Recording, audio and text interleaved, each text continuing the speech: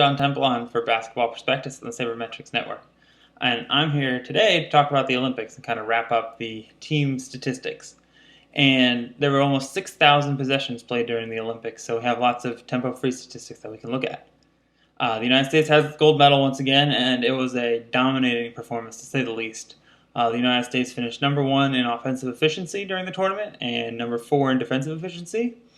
And they ended up with a 98% Pythagorean expectation, which is using points scored and points allowed to figure out how many games you should have won or what percentage of games. You see this a lot in baseball when people are talking about luck. And it also applies to basketball. There's a slightly different exponent, you use 12, and you can calculate how many games you should have won. And according to Pythagorean theorem, the United States should have won 98.3% of its games.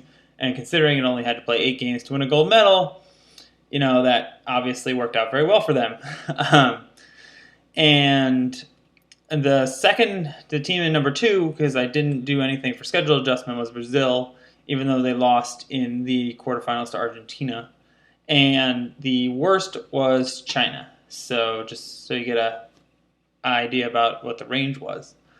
And China was at just 1.7% Pythagorean, so that's pretty low. And in terms of defensive efficiency, the reason Brazil is so high is because they were number 1 in defensive efficiency. They were one of 4 teams that finished under 1 point per possession allowed per possession, and the other 2 were Spain and France. So along with the United States, of course. And then why was the United States' offense so good? Well, the U.S. was number 1 in effective field goal percentage. That was helped a lot by the fact that LeBron James was number 1 in regular field goal percentage, and Carmelo Anthony was number 4, and he also happened to take a lot of threes. So when you factor those in, you end up with a really high effective field goal percentage. Part of that also has to do with the fact that the United States took way more threes than everyone else. The United States had a three-point attempt percentage of 46.6%, which was by far the most. Argentina was next at 39%, and China was, again, the lowest at 24.7%. This is a strategy you would typically see a bad team take, which is shoot a lot of threes and hope that they go in and maybe get hot one night and you can beat someone.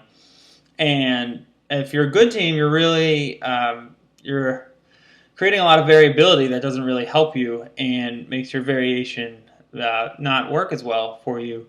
And I was surprised to see the United States take so many threes, but I assume it's because players like Melo and Kevin Durant were like, well, this line's really close, so let's just shoot these. And that almost came to hurt them in a couple games, but in the end it seemed to work out. Also, the United States played really fast. The United States had the highest possession in pace in the tournament per 40 minutes, which is how long the games were. They averaged 85 possessions per game, which was above everyone else in the tournament, and the next closest was Australia at 80 possessions per game, and no other team was above 77. So slowing the pace down typically helps underdogs, and the United States did keep the pace really fast, which is what you'd expect a favorite to do. They pressured the ball a lot.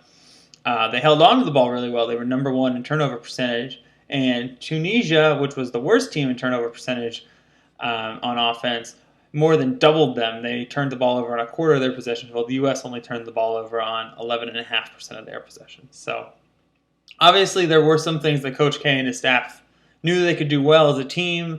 With a smaller team, it was obvious that they wanted to push the pace, shoot a lot of threes, get a lot of open shots, and try and make that work for them. One thing they didn't do is attack the paint. The United States finished 7th in free throw rate in the tournament, and Spain finished number 1, led by Pau and Marc Gasol, who were number 4 and number 5 in fouls drawn per game during the tournament. Andrei Kirilenko was number 1, in case you're wondering.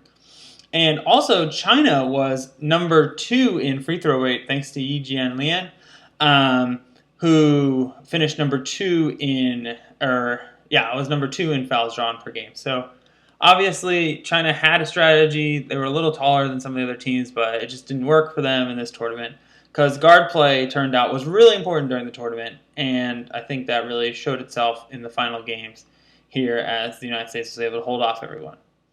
Well, that's it for the Olympics. Congratulations to the U.S. on picking up their gold medal and defending the the home country sport after the Dream Team's 20th anniversary. And I hope you'll check back next time. I'm John Templon for Basketball Prospectus and the Saber Matches Network. Thanks.